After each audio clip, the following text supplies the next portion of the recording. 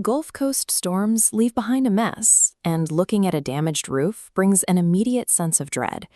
You're probably wondering exactly how long you'll live in an active construction zone, listening to hammers and power tools right above your living room. We are going to build an exact timeline for your roof replacement right now. By the end of this video, you will have a customized schedule that accounts for every step of the process, from filing the paperwork to the final sweep of the yard. To start, grab a pen and write down two things: your specific city and the general style of your roof.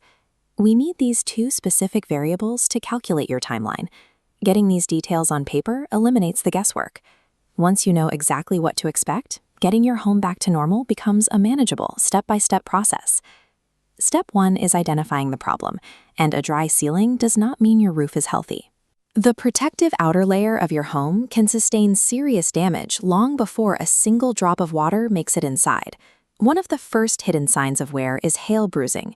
These dark impact marks compromise the shingle structure, causing it to shed the granules that protect your home from UV rays and rain.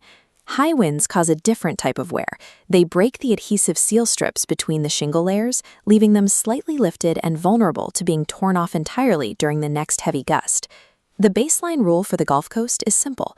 If a major storm hits your neighborhood, assume the damage is there.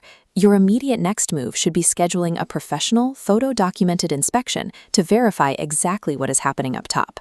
Documenting and addressing this microscopic wear immediately keeps those small vulnerabilities from turning into sudden, expensive interior leaks 6 months down the road. In 2026, the city permit has overtaken material logistics and labor scheduling as the primary bottleneck for new roof projects. Step 2 is calculating your local wait time, often called permit purgatory.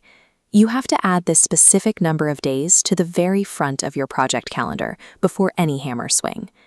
Looking at this map of the greater Houston area, the city of Houston has strict wind load code reviews. Processing these applications takes their offices anywhere from 7 to 14 days. By contrast, Harris County operates with high efficiency.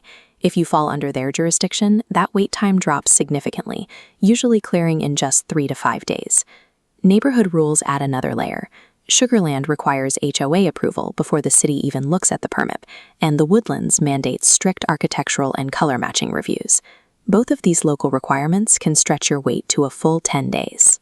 Identifying your specific municipal wait time is the only reliable way to calculate when your project will actually begin, allowing you to set an accurate and frustration-free calendar. Step 3 is the physical property prep. The day before the crew arrives, you need to move your vehicles out of the driveway to make room for materials and secure any fragile items inside your home that might rattle from the vibrations. Step 4 is the construction sprint. Day 1 is the heavy lift. The crew strips the entire old roof down to the wooden base, and by sunset, they are already installing the new water-resistant underlayment. Day 2 shifts to the detailed finish work. The crew installs the new shingles, seals the flashing around the chimneys, and secures the ridge vents and pipe boots to ensure a completely watertight system. Finally, the site cleanup begins. The crew performs a rigorous, multi-pass magnetic sweep across your entire driveway and yard to capture any stray nails and hazardous debris. For a standard residential home, this entire physical construction phase is 100% complete in exactly 48 hours. While you might wait a week or two for the paperwork to clear the city desks, the actual physical disruption to your daily life is incredibly brief. Step 5 is building in your safety buffers.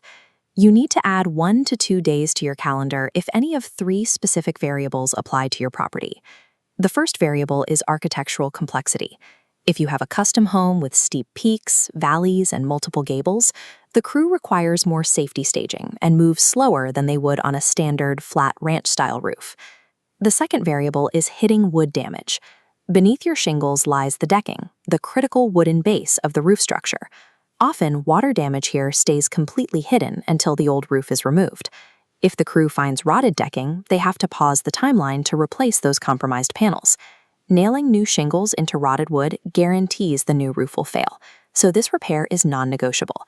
The third variable is the weather. Reputable contractors operate on a strict 40% weather rule. If there is a 40% chance of rain, they will push the start date back a day, rather than risk exposing your home's open interior to a storm. By proactively buffering your calendar for complexity, repairs, and rain, you account for delays ahead of time. You aren't caught off guard, you simply execute the plan. Let's look at the complete equation. Your total timeline equals the initial inspection, plus your specific city permit wait, plus the standard 1 to 2 construction days, plus your delay buffers. Calculating this formula takes the stress out of the process. You have mapped out the entire project, eliminating the fear of a never-ending construction site. Now it is time to take the first step. Click the link below to schedule your free 21-point roof inspection with All Out Roofing before the next Gulf Coast storm arrives. A successful replacement relies on a structured plan that accounts for every variable, from the city clerk to the clouds.